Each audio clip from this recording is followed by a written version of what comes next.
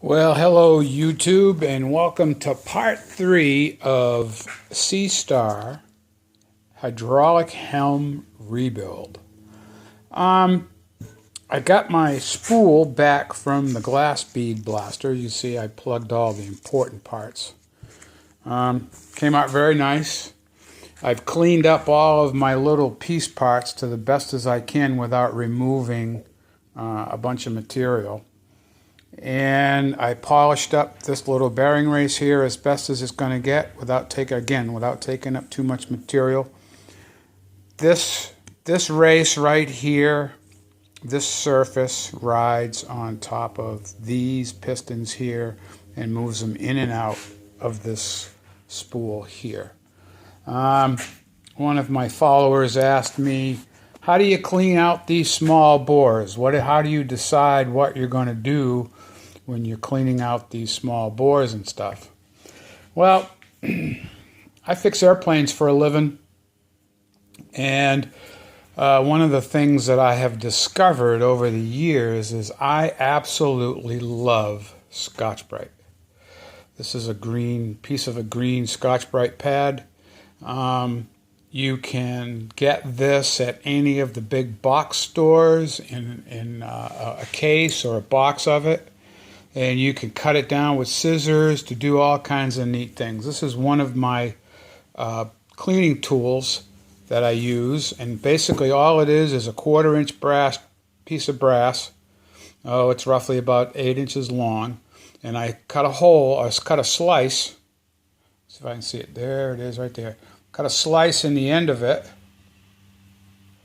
and then I stick it in a drill.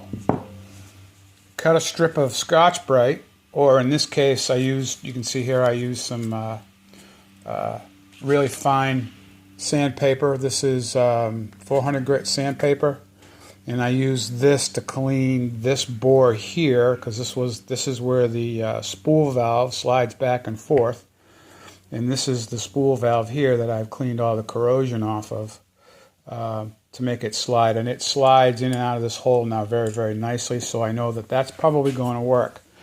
One of the things that you need to understand about metal to metal contact is, in this case, we have 1, 2, 3, 4, 5, 6, 7 pistons that slide on these springs in these holes right here.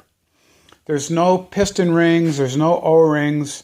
This just is a close tolerance fit, and it slides in and out of these bores right here. So in order to do that and get any longevity out of it, something has to be soft or softer than the parent metal. So this spool is the parent metal, and this is made out of regular, some sort of hardened steel. And all these moving parts are softer than this. So this is pretty much, I think this is ductile iron. I had a chance to meet one of my YouTube heroes, Keith Benner, with Turn Right Machine Works down in Falmouth on the Cape in Massachusetts. Keith and I talked about this for a little bit, and we've come to the conclusion that these pistons are probably ductile iron, and when I started to clean them up, they definitely cleaned up smoother. There's still some pitting and stuff in here, but the high spots that were making them stick are gone. So what I used to clean these up and to clean up all these other little parts here, this doesn't really do anything. This is just a stationary valve, but this spool here spins around this. This is stationary in the valve body. This goes right in. This piece here goes right in here, and it's stationary because these pins go in these slots.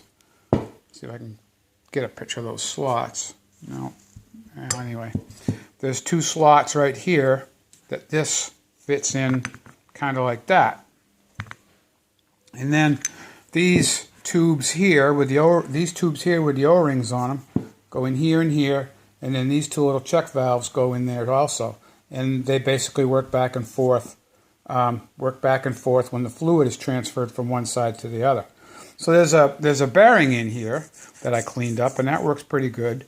This is the bearing that is on top of, goes inside the spool and allows the spool to spin around this.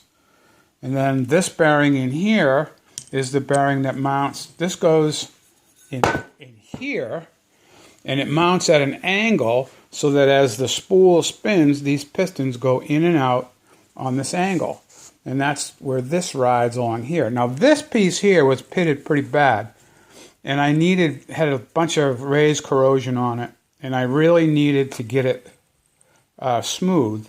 And one of the things that I used is a regular dual action orbital air sander with a 180 grit paper that you would use for auto body work. And it worked out really, really well. It got this smooth, and it's going to work just fine once I get it put all back together. All these little piece parts I did on my